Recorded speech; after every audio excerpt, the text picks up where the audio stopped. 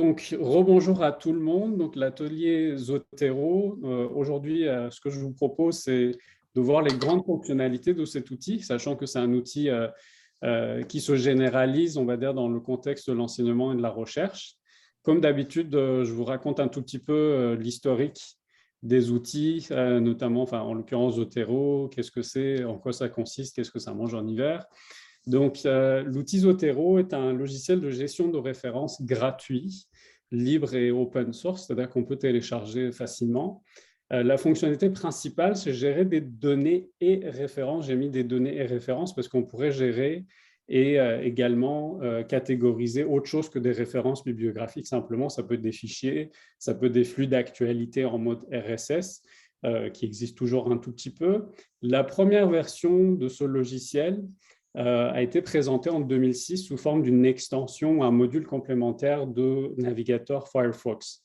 Si vous en souvenez, à l'époque, c'était assez rudimentaire, ce n'était pas très complet. Depuis il y a quelques années, depuis, si je ne me trompe pas, il y a 5-6 ans, c'est devenu un logiciel indépendant, ce qu'on appelle dans le langage informatique un logiciel standalone, c'est-à-dire que là, c'est un logiciel qui n'est pas dépendant d'un navigateur ou autre. Il pourrait y avoir aussi une extension sur le navigateur. Mais en tout cas, c'est un bel outil de référencement. La question que je voulais vous poser, c'est que est-ce que vous l'avez déjà utilisé ou vous ne l'avez jamais utilisé? Ça va être juste la première fois que vous allez le voir. Je prends juste un peu des avis. Joanne, tu l'as déjà utilisé? Oui, moi, je l'ai déjà utilisé il y a quelques années, en 2014, à ce moment-là. Puis D'accord. quand tu parles de Firefox, là, c'était vraiment beaucoup plus facile à utiliser avec Firefox qu'avec les autres navigateurs. Je ne sais D'accord. pas si ça a changé. Oui. En tout cas, tu auras nous le dire Exactement. tantôt. On va le voir exactement. Oui. Je ne sais pas. Pierre, oui, tu l'as. Oui, moi, je l'ai utilisé cette année, puis ça a fonctionné super bien. C'est Parfait. juste que je ne suis pas en tout cas, je pense que je peux faire davantage avec le logiciel, Oui, bien sûr. Mhm. mais je suis ça m'a aidé énormément à D'accord. préparer mon cours. Excellent. Puis, c'est le fun parce que souvent, tu vas juste consulter, puis tu l'inscris dans ton dossier sur Zotero, puis après ça, tu peux Oui. faire le ménage si tu l'enlèves ou tu le gardes. Et Exact. comme de raison, tout vérifier ça. Donc, oui, je l'ai utilisé, j'ai vraiment aimé. Parfait. Euh, Très bien. Puis là, ben, j'ai plusieurs dossiers là, pour différents cours là, qui me permettent de l'utiliser, mais je sais qu'en même temps que je ne connais pas les fonctions qui pourraient m'amener à peut-être à mieux l'utiliser, disons. D'accord, je comprends, oui, c'est ça. Il y a pas mal de choses là qui sont rajoutées, il y a pas mal de nouveautés et ça s'améliore de plus en plus l'outil Zotero ces dernières années, effectivement. Donc, on ne va pas voir toutes les fonctionnalités de Zotero. Je pourrais, à terme, si vous souhaitez, faire une formation un peu plus avancée aussi. Donc, j'avais l'idée de faire vraiment en 2 niveaux. Peut-être là, un premier niveau de faire un survol sur l'ensemble des grandes fonctionnalités. Après, on pourrait aller vraiment beaucoup plus loin. On pourrait vraiment rentrer même dans les modifications de style. Donc ça demanderait un tout petit peu de codage, mais c'est pas vraiment, il ne faut pas être informaticien pour le faire, mais je veux dire qu'il y a des niveaux un peu plus avancés. On peut organiser par exemple des références de façon chronologique. Ça aussi, c'est une nouvelle fonctionnalité.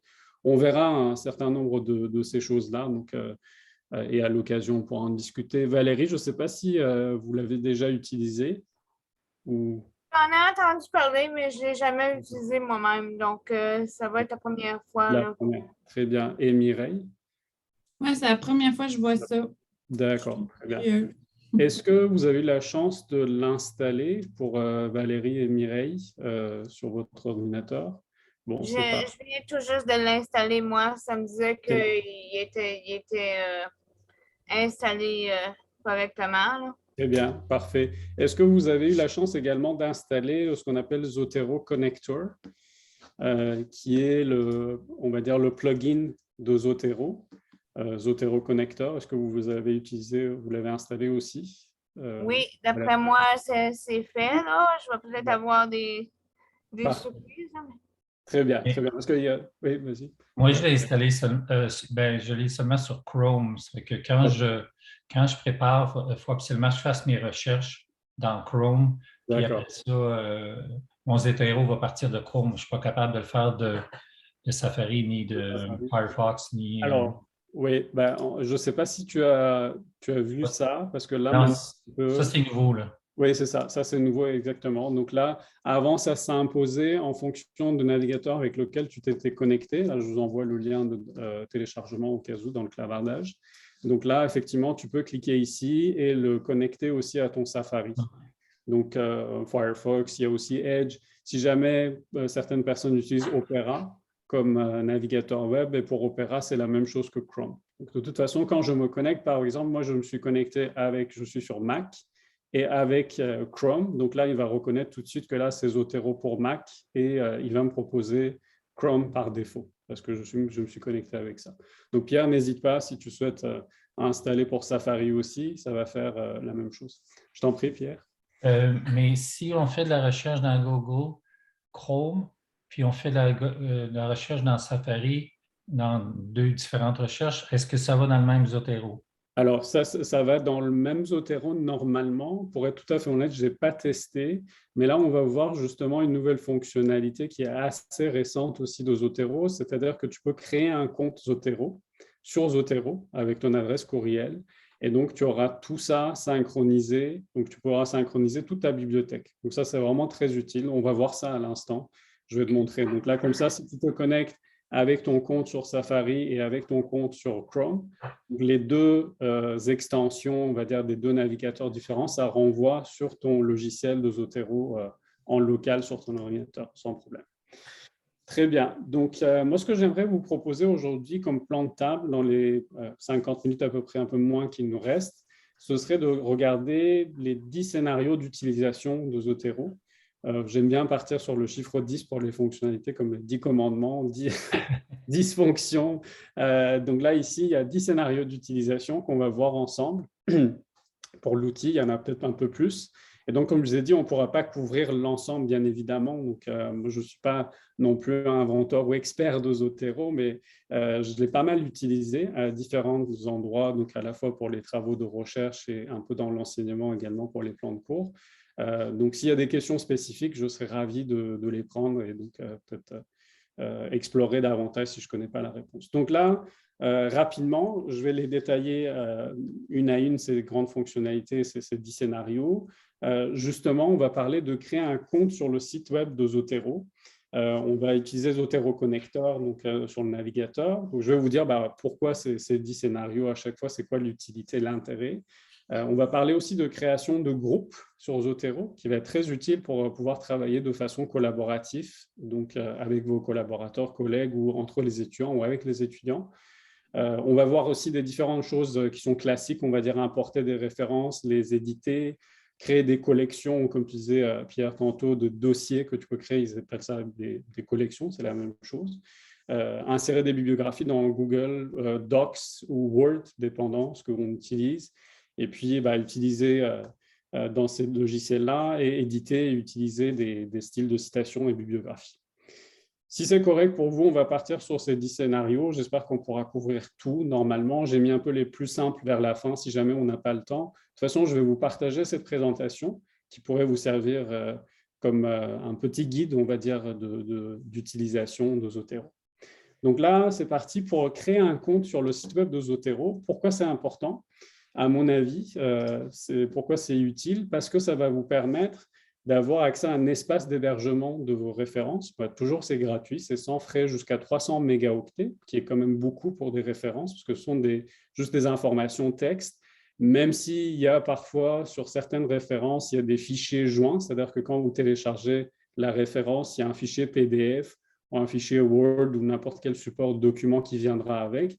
Jusqu'à 300 mégaoctets, on est quand même assez large, à moins que là, une fois, on télécharge une vidéo ou un film très volumineux. Donc, en tout cas, 300 mégaoctets gratuitement pour avoir un espace en ligne. En local, vous pouvez avoir illimité jusqu'à ce que votre ordinateur, ça vous permet. Mais là, l'intérêt principal pour moi de créer un compte sur Zotero, c'est que vous pouvez avoir accès à vos références depuis n'importe où. C'est-à-dire que si vous changez d'ordinateur ou vous utilisez un autre ordinateur quand vous êtes en voyage ou en déplacement, vous pouvez récupérer, synchroniser votre bibliothèque de référence sur cette nouvelle ordinateur. Donc ça, c'est vraiment une nouveauté et qui est très utile, je pense. ça va vous permettre également, le fait de pouvoir créer un compte, de pouvoir partager des collections, des dossiers de référence avec des personnes et de également vous inscrire ou de suivre des groupes d'intérêt public, par exemple dans vos domaines, en sociologie, en littérature, en administration d'affaires ou autre. Il pourrait y avoir des groupes de référence, des personnes qui mettent en partage libre des références et vous pouvez vous adhérer en fait à ces références-là. Donc ça, c'est également une nouvelle fonctionnalité. On est en plein réellement dans ce qu'on appelle la philosophie de Web 2.0, c'est-à-dire dans le partage des références. Avant, Johan, tu te souviens, quand c'était juste une extension de Firefox, c'était assez limité, donc c'était uniquement en local sur son navigateur. Là, maintenant, on peut vraiment exploiter pas mal de fonctionnalités intéressantes de Zotero. Donc là, ce que je vous recommande, si ça vous intéresse, on pourrait faire ça pour vraiment prendre l'outil en main ensemble. Moi, ce que je vous conseillerais, recommanderais, ce serait qu'on crée un compte rapidement, de préférence si vous souhaitez avec votre compte de Uhearst @uhearst.ca. Donc, je vous envoie le lien dans le clavardage. Donc, n'hésitez pas, c'est assez simple. Donc, vous mettez juste un identifiant, donc ce que vous souhaitez, votre adresse courriel qu'on vous demande de confirmer, et un mot de passe qui reste votre mot de passe. On peut prendre peut-être une minute pour le faire rapidement.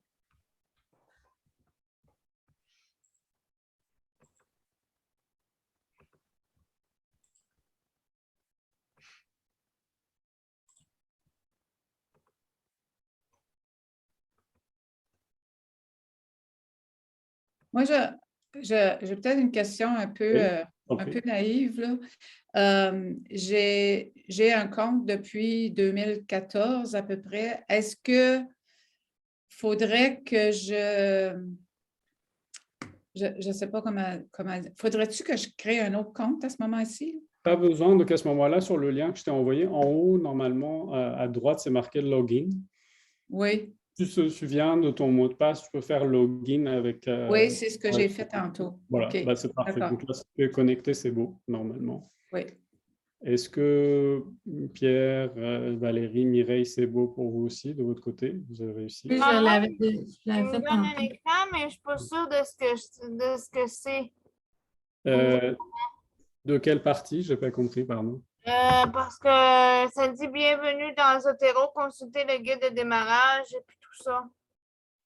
Donc, quand vous allez sur la page de… Est-ce que vous êtes sur cette page-là de Register ou pas du tout? Oui. Oui, mais je pense que moi aussi, j'étais enregistré. Puis D'accord. Mais là, c'est ça, il me dit que je ne peux pas utiliser mon courriel parce que je suppose que mon nom est déjà enregistré. Donc, il faudrait…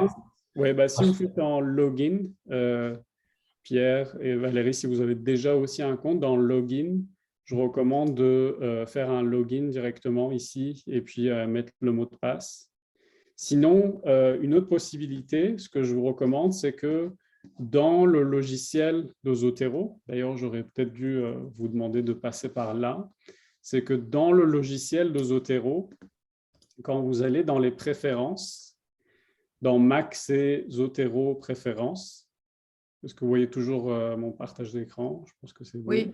Et donc là, Valérie, si vous êtes sur Windows, ça va être dans Édition et le dernier du menu, c'est marqué Préférences. OK. J'essaie de me retrouver. Là, moi, là, je suis perdue. Pardon. Donc là, je reprends. Donc là, on revient sur le logiciel de Zotero que vous avez téléchargé. D'accord? Donc là, on l'ouvre. Et donc là, on va dans les préférences. Et donc là, si vous êtes sur Windows, à ce moment-là, ça va être Édition. OK, Édition, Préférences. Préférences, exactement. Et sur Mac, c'est Zotero, Préférences, deuxième. Et donc, quand vous allez dedans, là, que ce soit Windows ou Mac, les menus, c'est pareil. Donc là, dans Synchronisation, est-ce que vous le voyez? Oui, synchronisation, j'ai ça. Très bien, très bien. Ah, fait que là, il faudrait que je mette le nom de l'utilisateur et le mot de passe. Exactement. Si vous avez déjà on va dire un identifiant et un mot de passe, donc là, vous pouvez vous connecter déjà à partir de là. Si vous n'êtes pas connecté, il vous demande soit de vous connecter ou de créer un compte. Est-ce que, Pierre, pour toi, tu es déjà connecté? Est-ce que tu vois ton identifiant? Faudrait que je trouve mon mot de passe, puis c'est compliqué un peu. D'accord. Bon, Sinon, on peut faire aussi Forget Password. Donc là, c'est un peu un mélange d'anglais et français. Donc là, l'outil n'est pas entièrement francophone. Il y a des endroits qui sont toujours anglophones dans les menus. Surtout sur le site web, c'est uniquement en anglais de Zotero. D'ailleurs, c'est un des problèmes parce que c'est un outil open source. La plupart des outils open source, c'est comme ça. Bon, en tout cas, je vous laisse. Si vous arrivez à le faire, ce serait tant mieux. Sinon, je vous propose qu'on continue. Je vais vous montrer des éléments et après, sachant que c'est enregistré, vous pouvez revenir là-dessus pour l'aspect réellement connexion à son compte et après pouvoir créer des groupes qu'on pourra partager avec d'autres personnes. Si vous arrivez peut-être à récupérer le mot de passe dans 1 minute ou 2, ce serait tant mieux. Est-ce que vous pensez que ce serait jouable? Pas pour moi, là. Je vais suivre la présentation. C'est correct, aucun problème, aucun problème. Donc, je n'ai pas demandé exprès de vous connecter en fait à Zotero, à votre compte, ou créer un compte parce que je vais d'abord voir si ça vous convient ce mode de travail, ou en tout cas, je voulais vous expliquer un tout petit peu la philosophie, on va dire, de création de compte, ou si vous avez un compte.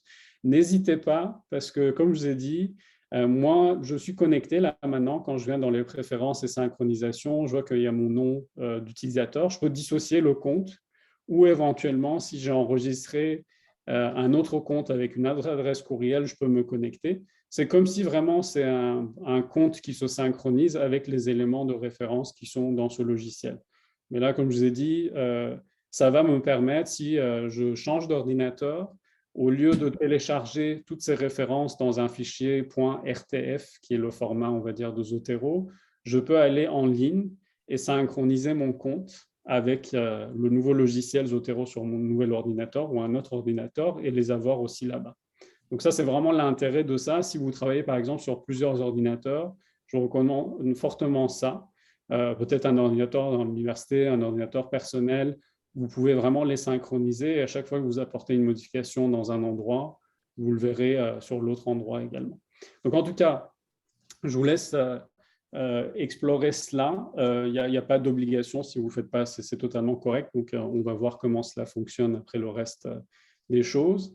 Donc, installer Zotero Connector, ça, j'imagine que tout le monde l'a fait. Donc, vous pouvez me dire que c'est beau pour vous. Et donc, l'intérêt, on va dire, du Zotero Connector qu'on vient de voir, c'est que ça va me permettre de plus facilement récupérer des références sur une page web et les insérer directement dans mon Zotero. Donc, je vais vous montrer comment cela fonctionne rapidement. Donc, peut-être avant, je vais vous montrer cela. Par exemple, si je vais, imaginons, sur des sites de référencement comme JSTOR ou Google Scholar. Donc, je ne sais pas si vous avez des outils de préférence quand vous cherchez une référence. Est-ce que vous allez plutôt sur Google Scholar ou autre chose? Qu'est-ce que vous utilisez juste pour prendre un peu des avis? Moi, je vais beaucoup dans ProQuest. JSTOR aussi, ça va. D'accord, très bien. Dans n'importe quelle base, en fait. Là. Très bien, oui. Ben, ça peut être n'importe quelle base, effectivement. Enfin, moi, je vais souvent dans JSTOR ou Science Direct ou où il y a PubMed aussi qui est pas mal. Donc, c'est beaucoup plus médical, mais autre chose. Donc, en sociologie, il y a aussi pas mal de choses. Mais Google Scholar, moi, je l'aime plutôt bien parce qu'il y a vraiment tout dedans. On peut facilement trouver des choses. Et donc là, imaginez que là, dans Google Scholar, je fais une recherche, donc un mot-clé que je mets, et donc je fais la recherche, m'affiche un certain nombre de résultats. Donc là, je vais dans un résultat donné, imaginons ici, et je vois que en haut, normalement à droite de mon navigateur, dépendant après des navigateurs, ça peut être parfois sur Safari à gauche ou à droite, un endroit, vous voyez que Zotero affiche quelque chose, soit un fichier PDF, parce que là, ici, c'est un fichier PDF, ou ça peut être juste un document, un icône de fichier, ou ça peut être un dossier, parfois, dépendant s'il y a plusieurs références. Et quand je clique dessus, il va me l'insérer directement dans ma bibliothèque. Et donc, quand je clique sur la petite flèche à droite, il va me dire dans quelle collection ou dans quel dossier tu souhaites stocker cette référence. Donc là, par exemple, moi, j'ai 2 collections pour l'instant, ou 2 dossiers, dans un des cours que j'ai donné ou dans les sujets de pédagogie. Et donc là, j'insère ici dans pédagogie et je vois que là, c'est marqué, le titre, c'est marqué ligne. Et donc, quand je fais terminer, je n'ai rien à faire. Donc, c'est-à-dire qu'en 2-3 clics, j'ai inséré la référence dans ma base de référence. Et quand je reviens sur mon outil Zotero, je vois que dans Pédagogie, j'ai inséré le fichier. Donc, il a un nom un peu bizarre. Donc là, il le met systématiquement, une fois que j'importe quelque chose, il le met en surbrillance. Donc là, je vois que là, c'est en bleu. Et donc, il me dit, c'est ce fichier-là, cette référence-là que j'ai importée. Donc, je peux consulter des informations à côté de ça. Et quand je clique sur la petite flèche ici, je vois qu'il y a le fichier PDF qui était associé à cette référence. Est-ce que ça va jusque-là? Si vous ne l'avez pas encore fait, je recommande de le faire. C'est vraiment très, très simple. Ce n'est pas du tout compliqué d'importer des références. Et c'est très efficace aussi, cette manière. Donc, si vous n'avez pas le connecteur, ça vous demande à chaque fois de faire un peu de façon manuelle. Alors que là, si vous recherchez une référence particulière, vous allez sur le navigateur, vous cherchez la référence. Et dès lors que votre module complémentaire ou votre extension sur le navigateur affiche quelque chose, c'est-à-dire que là, c'est quelque chose qui est référençable. Et donc, quand vous cliquez, vous pouvez l'importer. Est-ce que c'est beau jusque-là? Oui. Plus ou moins. Très bien. Donc, l'autre chose que je voulais vous montrer, je ne vais pas nécessairement dans l'ordre que j'avais imaginé, mais c'est tout à fait correct, c'est que parfois, on voit que là, il y a l'icône de dossier qui s'affiche. Pourquoi l'icône de dossier? Parce qu'il y a simplement plusieurs références sur une page donnée. Et donc là, par exemple, si vous allez sur Google Scholar et donc vous écrivez un mot-clé ou faites une recherche, vous voyez que votre connecteur vous propose donc d'insérer plusieurs choses. Et quand je clique là-dessus, il me dit Zotero Item Selector. Et donc, il va mettre l'ensemble des références qui sont sur cette page. Il y a une dizaine à peu près. La première, la société en réseau, et la dernière, c'est peinture et société, par exemple. Et donc, il va me dire, qu'est-ce que tu veux importer? Et donc là, si je veux sélectionner tout, je vais importer toutes les références. Donc là, en 2 clics, j'importe tout directement.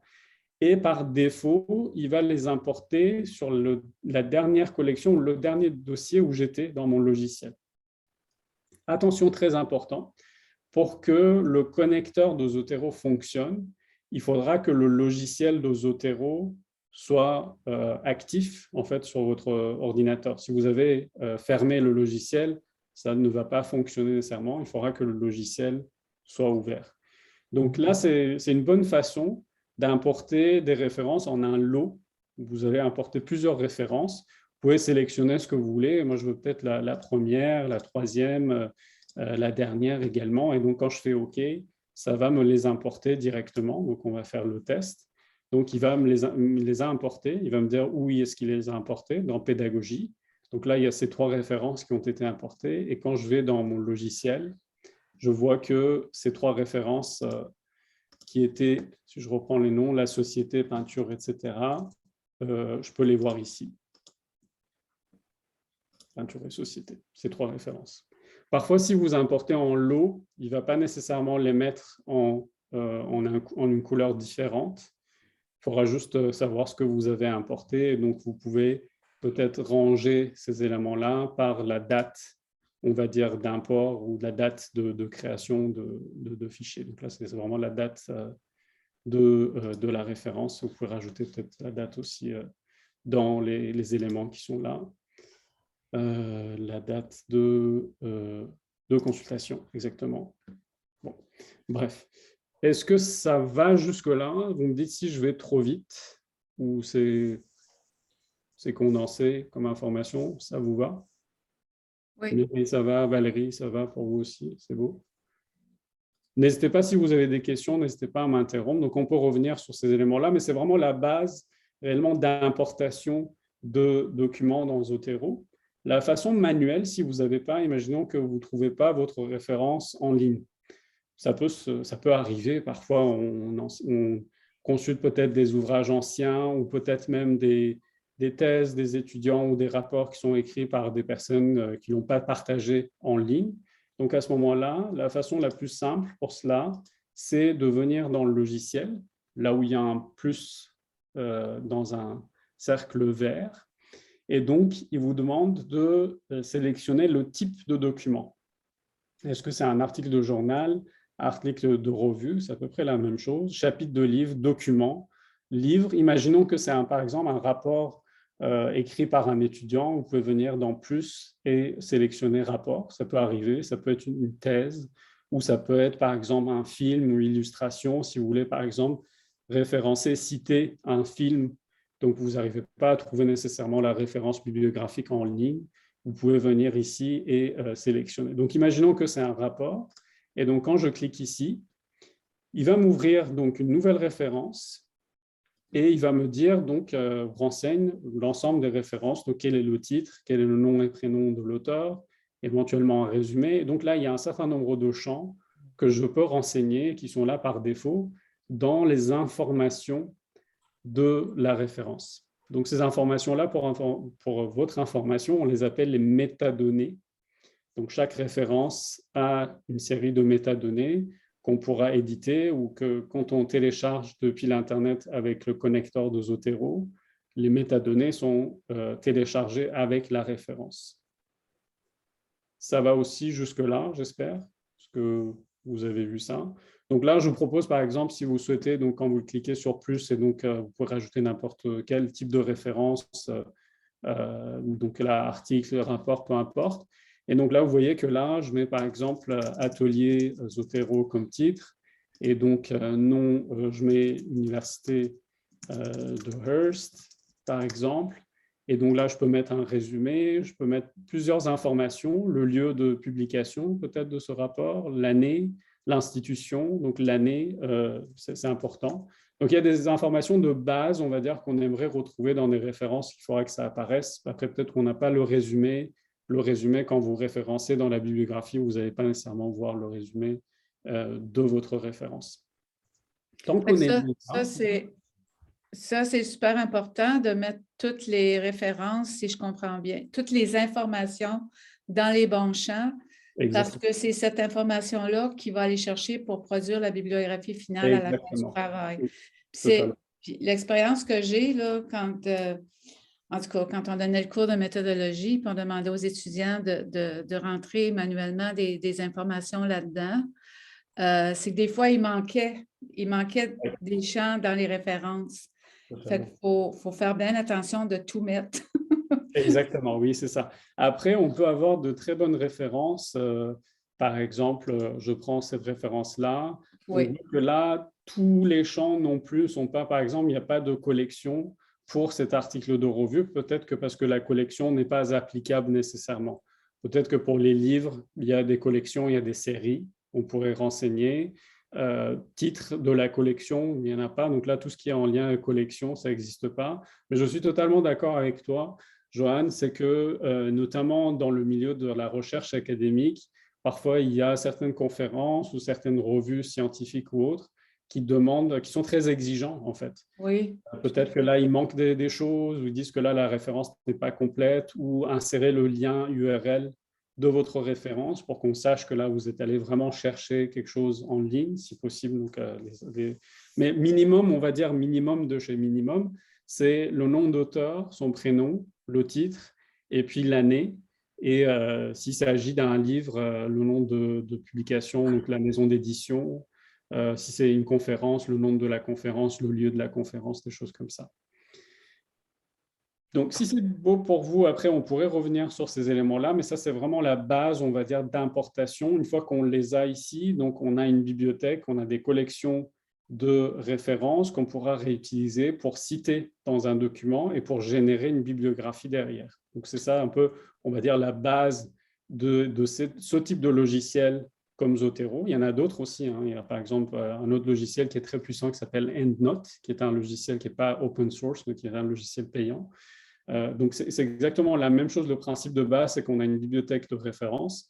On peut prendre des références, soit une à une, soit un ensemble de références citées dans un document, et après générer une bibliographie à la fin. Ou simplement générer la bibliographie sans nécessairement insérer une citation dans le corps de notre texte. Je ne sais pas s'il y a des questions à ce stade. Est-ce que c'est correct pour vous? Si, Alexandre, j'ai juste ton avis sur ça. Si on enlève l'élément payant là, de EndNote, là, est-ce que tu dirais que ces deux logiciels-là se comparent ou est-ce que tu préfères encore plus Zotero que EndNote pour la facilité d'usage? Alors, honnêtement, EndNote, je l'ai utilisé pendant 4 ans minimum avant pour la rédaction de ma thèse de doctorat. C'était un logiciel assez payant, mais c'est une licence qu'on achète en une seule fois. Je crois que c'est aux alentours de $200, un peu cher quand même. C'est un logiciel qui donne beaucoup plus de possibilités d'édition que Zotero. Mais là, honnêtement, Zotero, depuis il y a 1 an et demi que je l'ai réutilisé, j'ai vu que ça a beaucoup avancé et ça pourrait remplacer, à mon sens, EndNote. Donc, il n'y a pas besoin d'aller sur un logiciel payant. EndNote fait très bien la job Zotero fait très bien la job. Et c'est très puissant récemment. Voilà. D'accord. Donc, juste pour revenir sur le reste un peu des fonctionnalités qu'on aurait aimé voir ensemble, il y a une fonctionnalité que j'insisterai beaucoup là-dessus. C'est que là, une fois que vous avez créé votre compte et vous êtes connecté avec votre compte sur Zotero, vous pouvez créer un groupe de référence.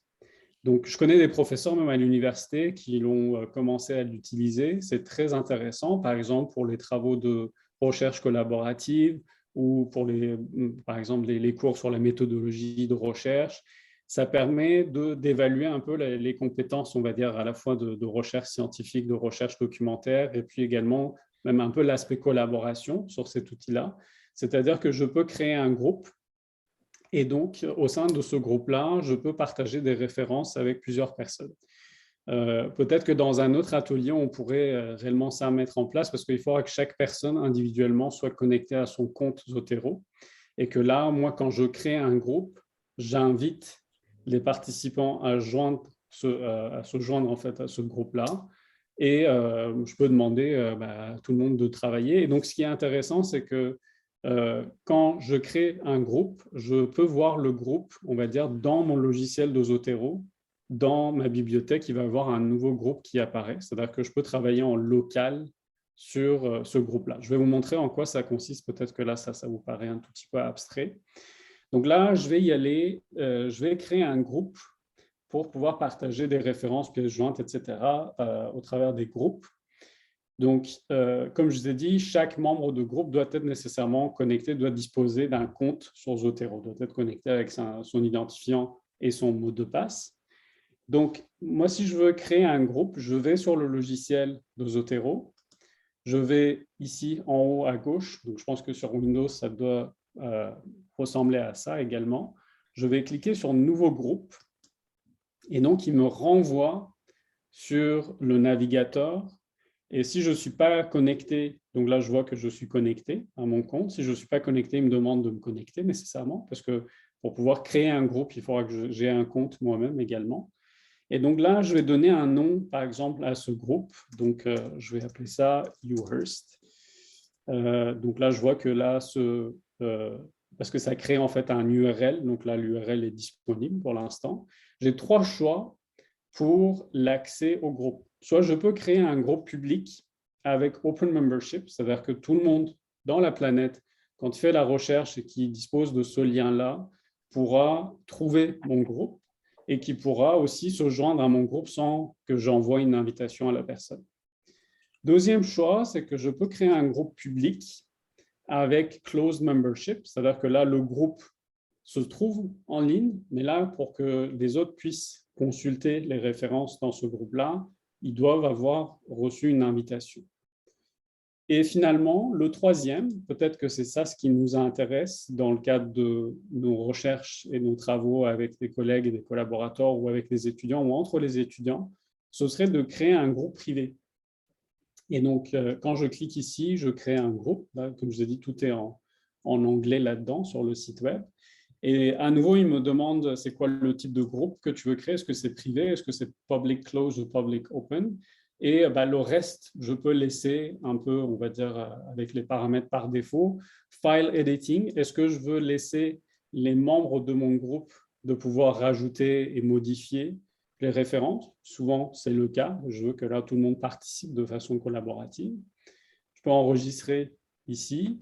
Et quand je viens dans Group Setting, en haut, je peux soit changer le nom, donner une description. Par exemple, là, ce groupe a été créé dans le cadre de cours X, Y, Z, au bloc à n'importe quel numéro.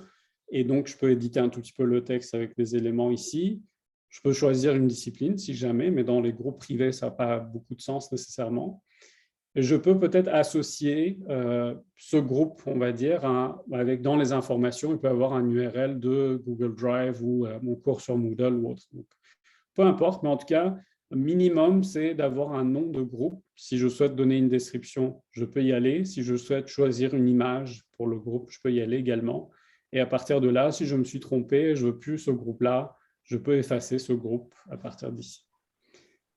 Donc, il y a d'autres, on va dire, dans Member Settings, c'est là où je peux inviter les personnes. Donc, je peux inviter plusieurs personnes en séparant les adresses courriel avec une virgule. Donc, quand j'envoie les invitations, les autres personnes verront un groupe Uhearst qui va apparaître sur leur... donc, pardon, je vais revenir ici. Donc là, mon groupe a été créé, donc Uhearst, et donc là, il y a juste un seul membre, c'est moi-même, dans ce groupe-là. Et normalement, ça se synchronise avec mon logiciel Zotero. Parfois, il faut fermer le logiciel et le rouvrir pour que ça apparaisse, normalement. Bon, ça met un peu de temps.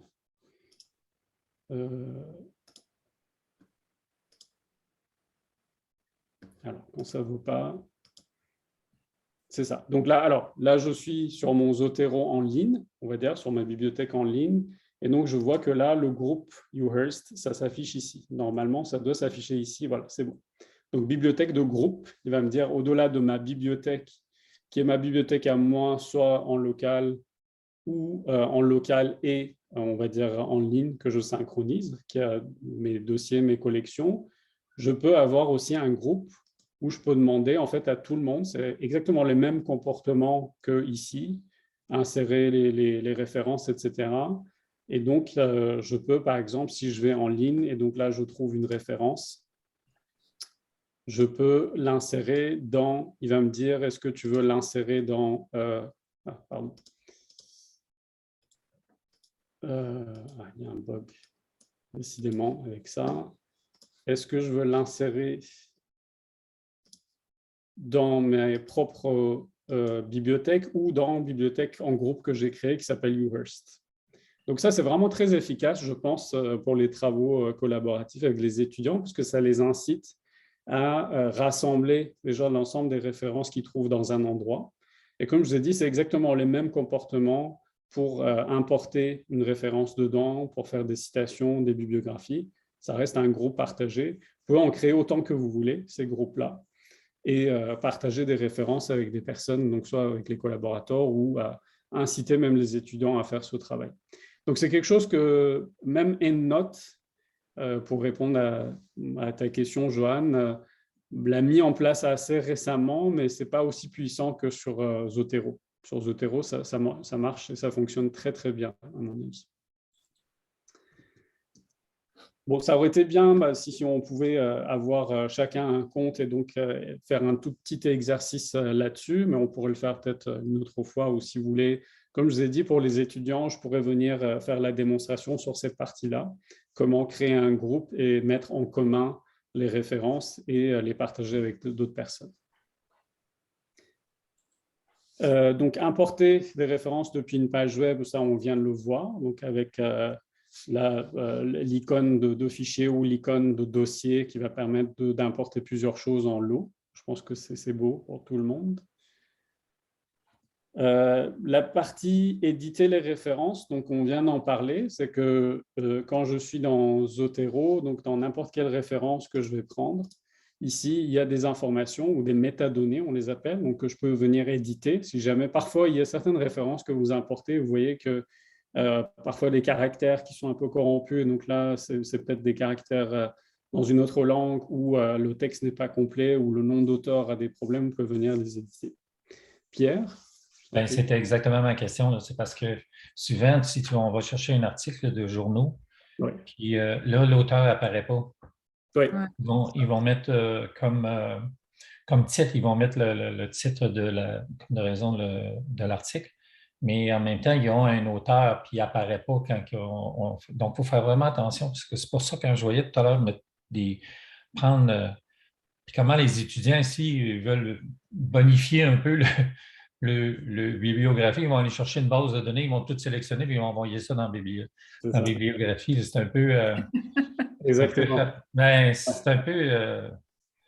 fait qu'il y a des choses comme... C'est certain qu'il faut reprendre après ça chacun des documents, puis compléter un peu les bases pour respecter beaucoup les auteurs qui sont de ces articles-là. Exactement. Et des fois, ils vont dire comme la publication vient de l'OBS, par exemple, mais en même temps, ils n'ont pas inscrit l'auteur. Oui, c'est une excellente remarque. Oui, tout à fait, totalement. Donc là, après, les façons, comme vous voyez très bien, les façons, on va dire, de recherche documentaire ont beaucoup évolué depuis le siècle, enfin des siècles derniers. Avant, on allait dans une bibliothèque, on consultait les codes, on tirait les tiroirs et donc il y avait des informations qu'on devait noter à la main.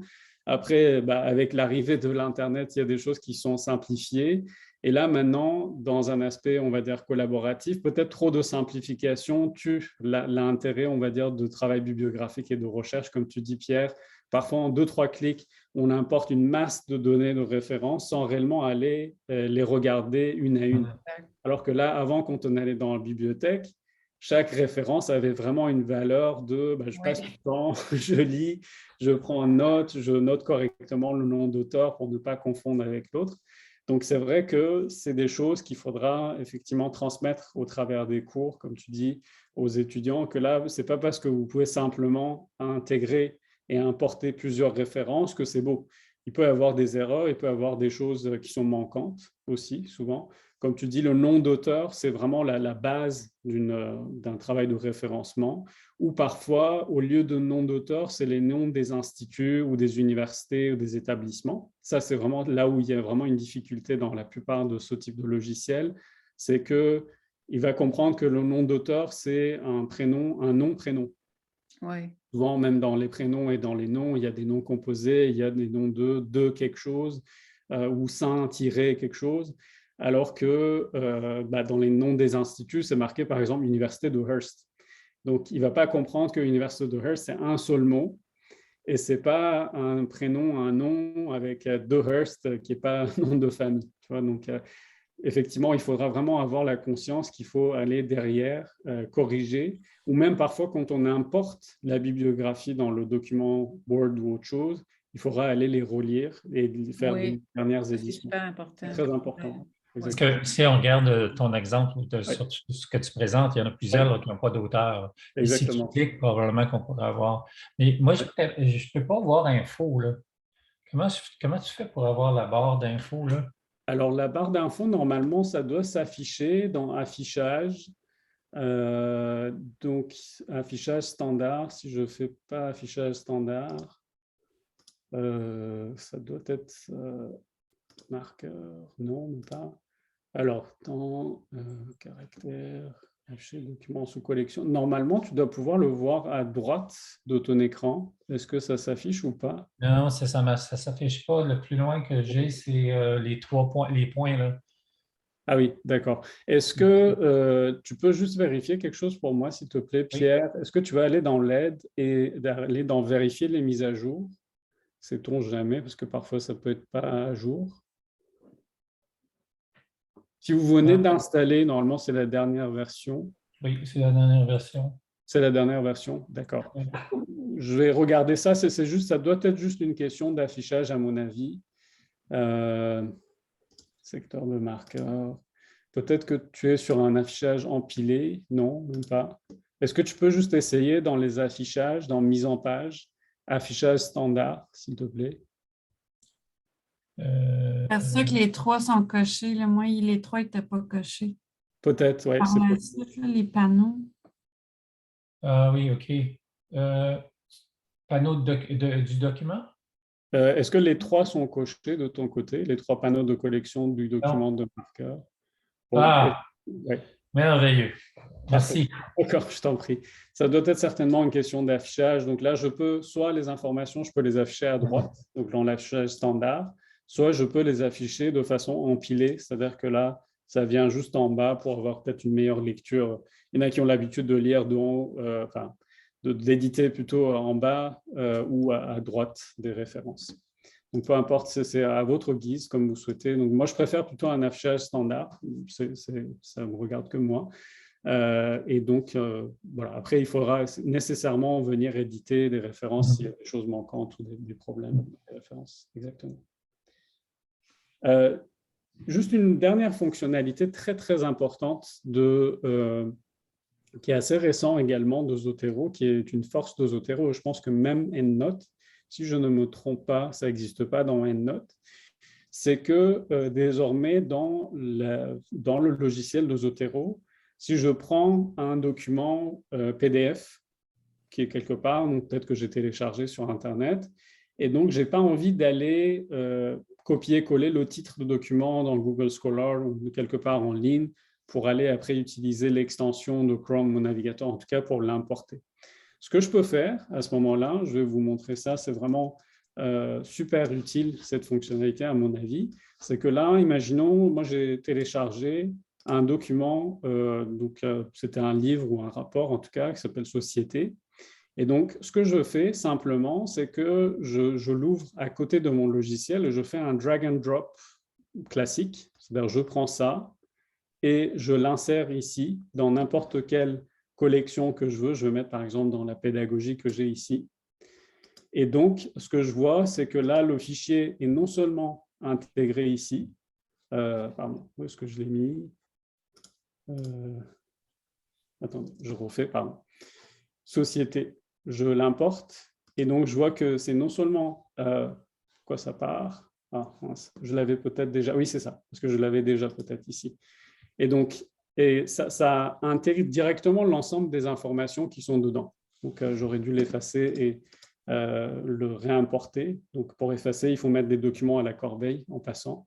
C'est-à-dire on ne peut pas faire un effacement définitif. Donc là, si vous avez un document PDF, faites le test. C'est vraiment très puissant. Ça ne se fait pas pour tous les documents PDF, mais les documents PDF qui ont des informations plus ou moins précises. Et donc là, si j'intègre ça, un nouveau société, vous voyez, donc là, il a tout de suite compris que ce document PDF que j'avais appelé société, ça ne s'appelle pas société simplement, mais ça s'appelle la société du mépris. Et donc, il y a un titre. Et donc, il a même changé le nom de fichier PDF qui venait avec pour mettre l'ensemble de ces informations dans les infos. Alors, je pense que là, je manque quelque chose aussi. Non, c'est beau. Oui, c'est ça, c'est les informations. Donc là, vous voyez, c'est vraiment très, très utile. Donc là, pour vous montrer qu'il s'agit du bon document, quand j'ouvre mon PDF, là, je vois que là, mon PDF, c'est l'acteur, c'est Axel Lannette. Il y a un titre et donc il y a d'autres informations que Zotero a reconnues directement dans le document PDF et qu'il a intégré tout de suite. Au lieu que je fasse manuellement ou que je prenne ce titre-là et que j'aille faire une recherche. Ouais. Pierre, je t'en prie. Est-ce qu'on peut importer d'un titre d'une librairie? Tu veux dire Par exemple, si Amazon, si on achète un livre chez Amazon. Oui, est-ce qu'on peut? Amazon, c'est une bonne question. Je pense que dans Amazon, directement, sur le site web d'Amazon, il y a un endroit où tu peux récupérer la référence pour Zotero. Je pourrais te le dire parce que j'avais fait déjà pour EndNote. Je savais que là, n'importe quel livre que tu trouves sur Amazon, il y a un endroit où tu peux citer le livre également. Je ne me souviens pas exactement où c'était, mais c'est sûr que là, c'est possible en fait de le faire. Ouais, c'est parce que souvent, on a une bibliothèque, puis il y a des livres qu'on veut insérer dans cette bibliographie-là, ici. Oui. Donc, il faut tout le faire à la main. Puis, si on serait capable, ce serait plus facile de trouver le livre en librairie et être capable de le mettre dans la bibliographie Zotero. Est-ce que tu veux dire que là, tu as une bibliothèque de Kindle, c'est ça? Non, ce serait des livres, des vrais livres. Ah oui, d'accord. À ce moment-là, oui, pour des livres, à moins que tu as le PDF, si jamais tu as le PDF, c'est le même mécanisme que je viens de montrer. Bon, ça simplifie le travail.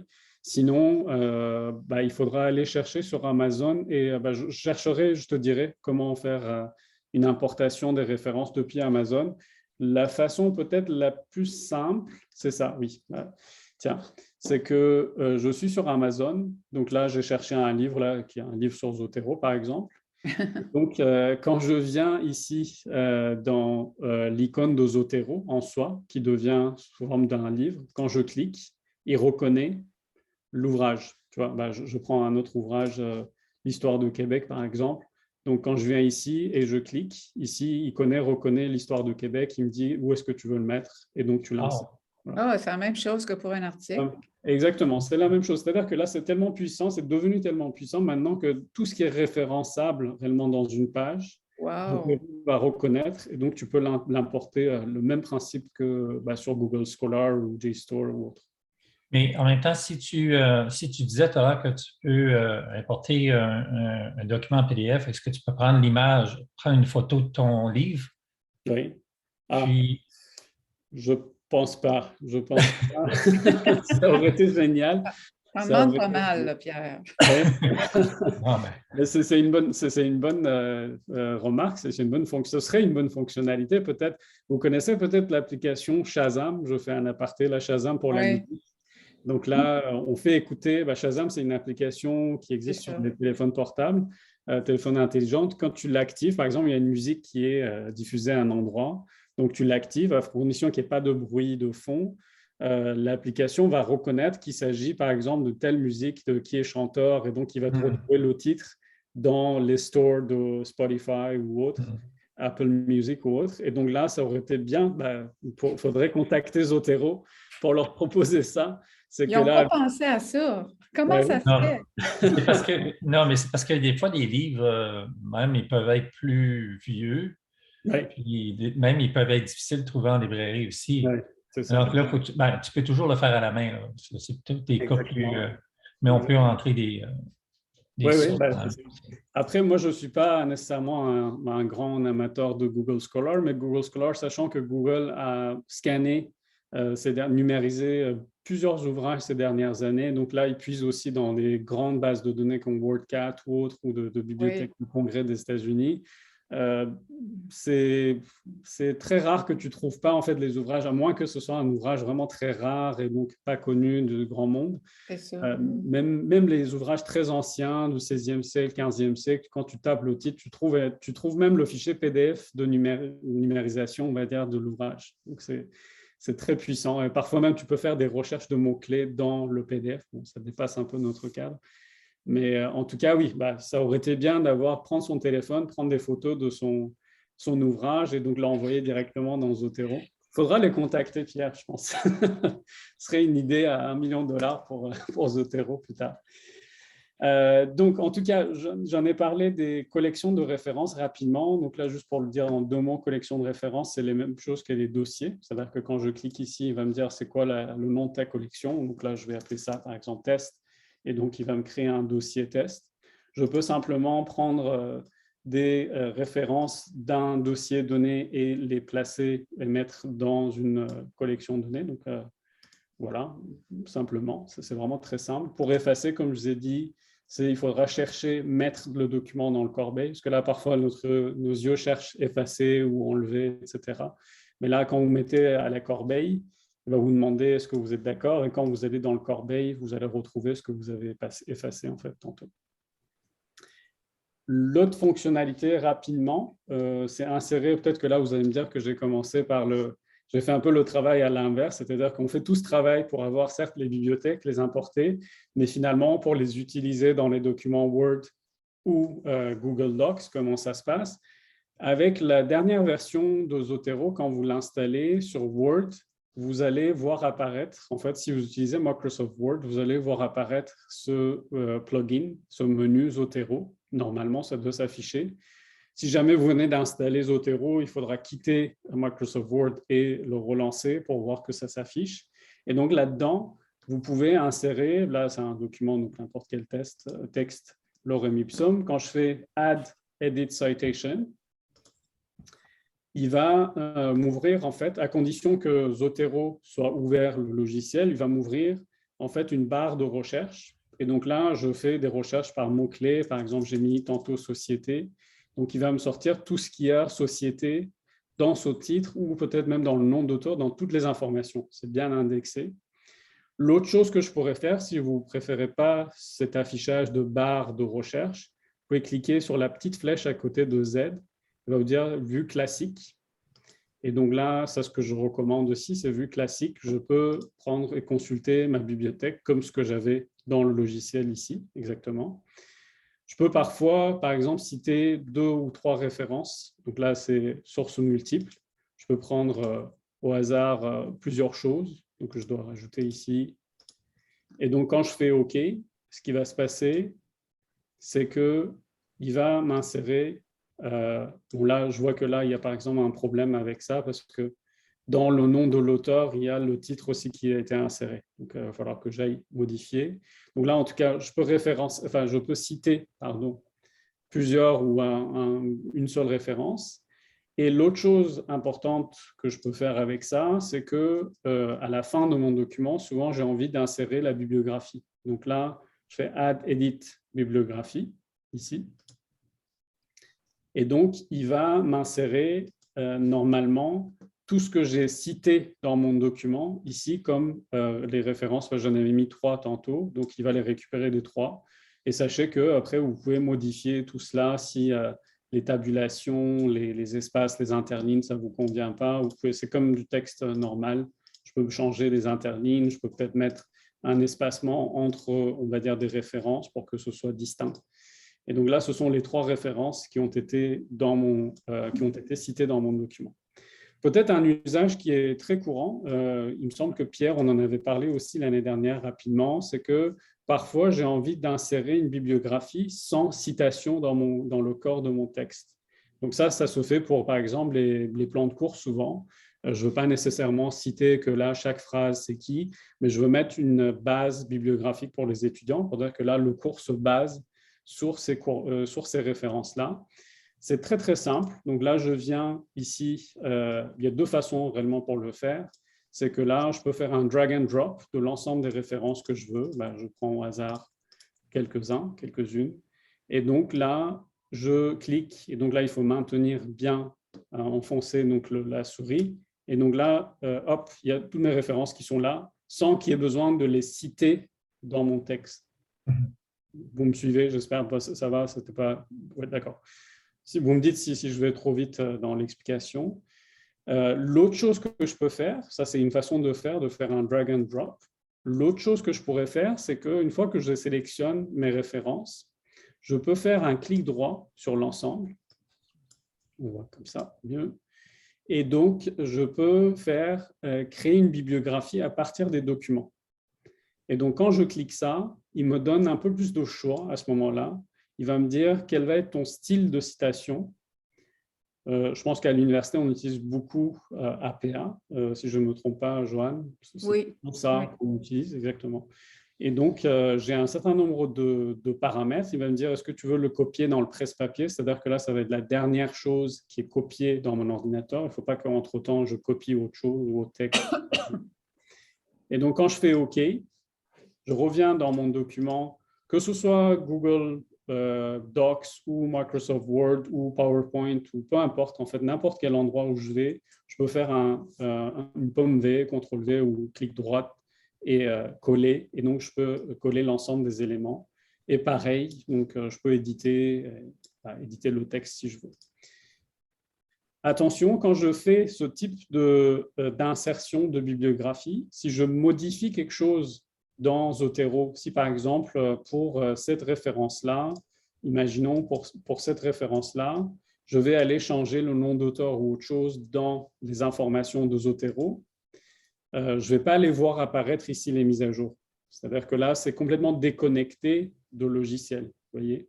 Alors que quand j'avais fait les citations et inséré la bibliographie depuis là, à ce moment-là, tout a été connecté. C'est-à-dire que si je modifie quelque chose dans Zotero, j'aurais vu les modifications également dans mon document Word. Donc, ça se met à jour, en fait, dans mon document Word.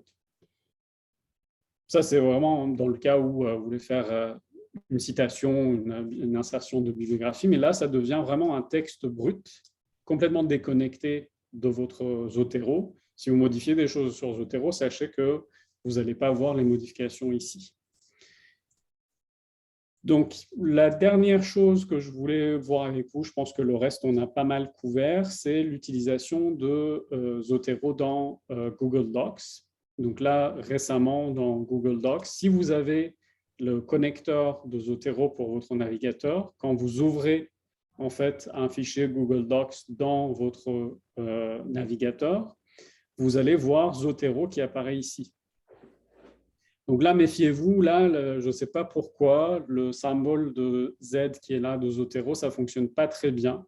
Moi, je préfère aller dans le menu en haut et donc cliquer sur Zotero. Et le même principe, si je vais à un endroit donné de mon document, et donc je vais dans Zotero, je veux rajouter une citation, il va...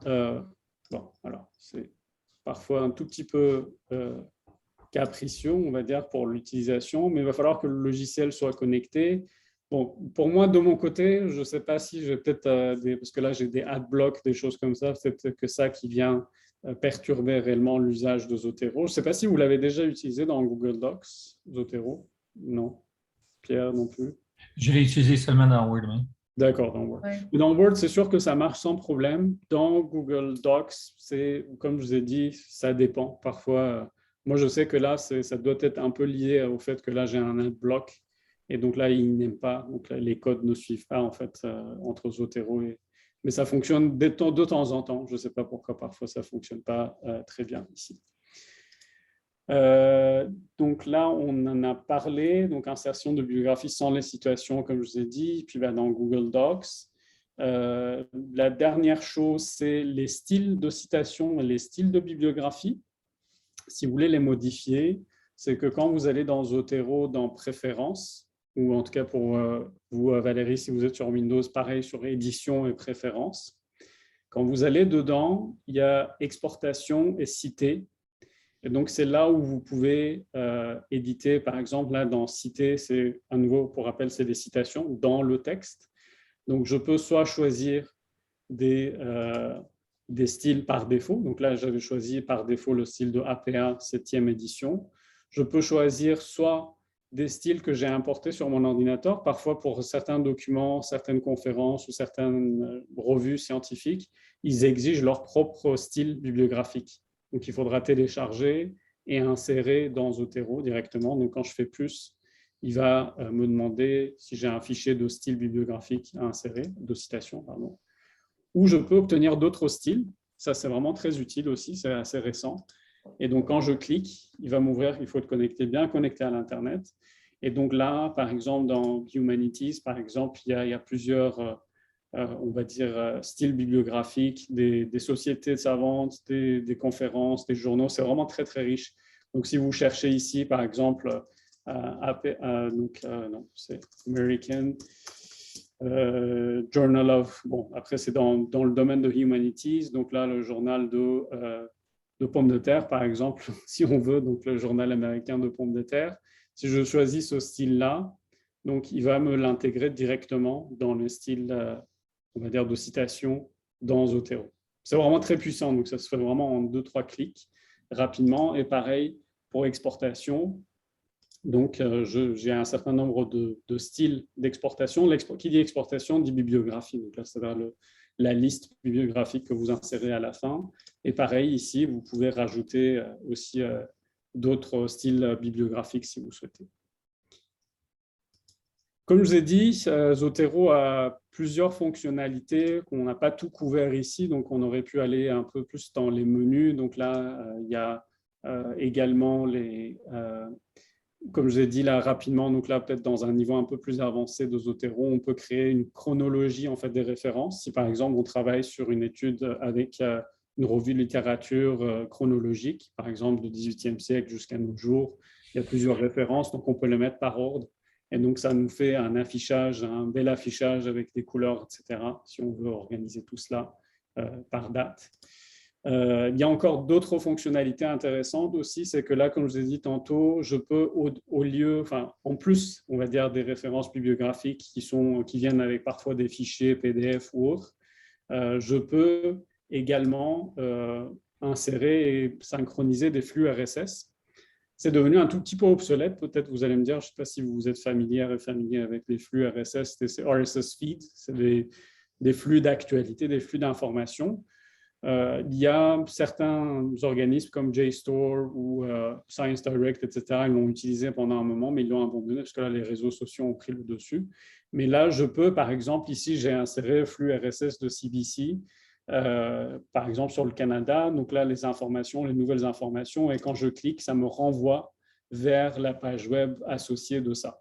Donc ça aussi, jamais ça vous tente, ça vous intéresse, il faut aller dans, ici, le classeur, donc nouveau flux, à partir de l'URL, il faut insérer l'URL de votre flux RSS et l'enregistrer. Et donc, ça l'enregistre ici. Et si vous ne souhaitez pas l'utiliser, vous pouvez simplement vous désabonner de ce flux-là. Et je pense qu'on a fait un peu le tour sur la mise à jour aussi. Je l'ai évoqué rapidement. Donc, si vous souhaitez mettre à jour, vous pouvez aller dans Aide et vérifier les mises à jour. Pierre, je t'en prie. On peut aussi, les YouTube, là, c'est bien facile aussi à insérer. Donc, oui. Ça nous fournit une belle information aussi. Oui. Donc, on peut facilement, c'est la même chose. Donc, oui, exactement. Puis, c'est très, très… Absolument, oui. Excellent, oui, excellent. C'est-à-dire que là, même si je vais sur une page YouTube et donc là, j'ai une vidéo que je mets en place, et donc là, je veux référencer cette vidéo-là. Par exemple, je prends une vidéo un peu au hasard ici sur EndNote, là, imaginons. Et donc là, comme tu dis, c'est un peu ce logo-là de Zotero qui s'affiche, pareil. Et quand je mets, il me dit où est-ce que je veux l'enregistrer. Je mets dans une collection de données, je fais terminer. Et quand je vais dans mon Zotero, je vois la vidéo apparaître effectivement. Il y a toutes les informations de la vidéo et parfois même un résumé de minute par minute. Si la vidéo fait partie des vidéos qui sont des vidéos, vous savez, avec des sections.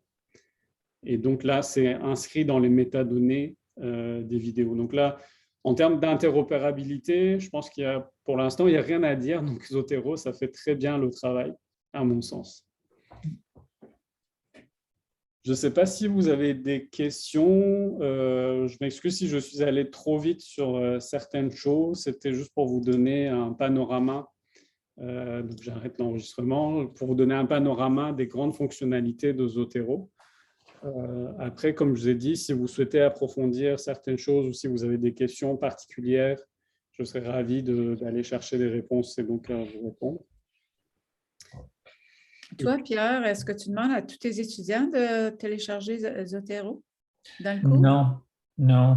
OK, c'est juste pour toi? C'est parce que je l'ai fait pour un cours en particulier cette année. Là, puis là, je l'ai utilisé pour mes cours de problèmes sociaux. Il y avait beaucoup d'informations qui arrivaient d'un peu partout. Puis j'ai récupéré avec Zotero parce que je ne me voyais pas comment faire une bibliographie pour ce cours-là. Ouais. Puis après ça, je l'ai réutilisé pour un autre cours. Mais ça serait vraiment encore plus pratique pour mon cours de méthode que je n'étais pas rendu là. Fait que je l'ai fait après. Ouais. Ça a été une préparation après. J'ai beaucoup travaillé avec Zotero pour essayer de bien l'utiliser. Et puis là, je suis en train de préparer un autre cours, puis c'est merveilleux. Tout est là. Tu as accès à tout. Oui, c'est vraiment… Oui, pardon. C'est assez impressionnant, là, ce que ça peut faire. Puis tout le travail que ça élimine. C'est incroyable le temps que ça peut prendre à faire une bibliographie. C'est pour ça que, Joanne, tu as raison. Là, si je pourrais l'intégrer à mes cours, ça serait encore plus facile pour tout le monde. Puis j'ai aimé la question de mettre ça en groupe. Parce que souvent, je leur demande de trouver des articles